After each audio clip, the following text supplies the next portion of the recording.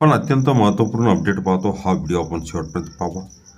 खाजगी शाळांतील शिक्षकांच्या सेवानिवृत्तीच्या नियमाची सक्तीने अंमलबजावणी करा. नियम डावल्यास संबंधित अधिकाऱ्यावर कारवाईचा इशारा. महत्त्वपूर्ण परिपत्रक निर्गमित झालेला आहे. हा व्हिडिओ आपण शेवटपर्यंत पाहावा. शेवटी आपण परिपत्रक सुद्धा पाहणार आहोत. नमस्कार मित्रांनो, चॅनलमध्ये आपले सर्व स्वागत आहे. तत्पूर्वी आपण नवीन असाल चॅनलला आता सबस्क्राईब करा, समोरील बेल आयकॉनला क्लिक करा. निश्चितच नवनवीन अपडेट अखिल तांबूसर क्लासेस चॅनलमार्फत सतत आपल्याला पाहायला मिळतील. पाहूया सविस्तर. 4 फेब्रुवारी 2026 महाराष्ट्रातील खाजगी शाळांमधील मुख्याध्यापक, शिक्षक व शिक्षकेतर कर्मचाऱ्यांच्या सेवाज्येष्ठतेबाबत नियम काटेकोरपणे राबवावेत असे स्पष्ट निर्देश शालेय शिक्षण व क्रीडा विभागाने दिले आहेत. महाराष्ट्र खाजगी शाळांतील कर्मचारी सेवेच्या शर्ती नियमावली 1981 मधील अनुसूची फ मध्ये नमूद करण्यात आलेल्या तरतुदीनुसार सेवाज्येष्ठता निश्चित करून त्या आधारे पदोन्नती देणे बंधनकारक असल्याचे शासनाने पुन्हा एकदा अधोरेखित केले आहे.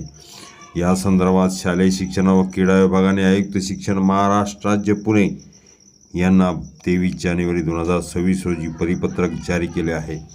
यामध्ये दिनांक 28 जानेवारी 2025 रोजी निर्गमित शासन परिपत्रकाची अंमलबजावणी क्षेत्रीय कार्यालयाकडून होत नसल्याबाबत शासनाकडे तक्रारी प्राप्त होत असल्याचे नमूद करण्यात आले आहे. पदोन्नतीत नियमबाह्य कारभाराबाबत तक्रारी. नियमावली 1981 मधील अनुसूचित फ मध्ये शिक्षक व शिक्षकेतर कर्मचाऱ्यांची सेवाज्येष्ठता कशी निश्चित करावी याबाबत स्पष्ट तरतुदी करण्यात आल्या आहेत. तसेच या सेवाज्येष्ठतेच्या आधारे पदोन्नती देण्याबाबत सविस्तर स्पष्टीकरण शासन परिपत्रकाद्वारे आधीच देण्यात आले आहे. मात्र प्रदेशात अनेक ठिकाणी ह्या नियमाकडे दुर्लक्ष करून पदोन्नती देण्यात येत असल्याच्या तक्रारी शासनाकडे पोहोचल्या आहेत. नियमांची सक्तीने अंमलबजावणी करण्याचे आदेश. या पार्श्वभूमीवर नियमावलीतील तरतुदी व शासन परिपत्रकाने दिलेल्या स्पष्टीकरणानुसारच क्षेत्रीय कार्यालयांनी सेवाज्येष्ठतेची अंमलबजावणी करावी, तसेच याबाबत विशेष दक्षता घ्यावी अशा सूचना देण्याचे आदेश आयुक्त शिक्षण यांना देण्यात आले आहेत. नियम न पाळण्यास कारवाईचा इशारा.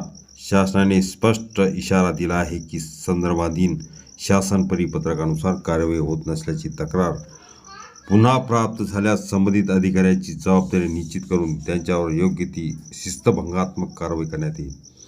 सर्व शिक्षण अधिकाऱ्यांना सूचना देण्याचे निर्देश. हे आदेश सर्व स्तरावर प्रभावीपणे राबवण्यासाठी शिक्षण संचालक, प्राथमिक शिक्षण संचालक, माध्यमिक, उच्च माध्यमिक, सर्व विभागीय शिक्षण उपसंचालक तसेच सर्व शिक्षण अधिकारी यांना याबाबत आवश्यक सूचना देण्यात आल्या आहेत.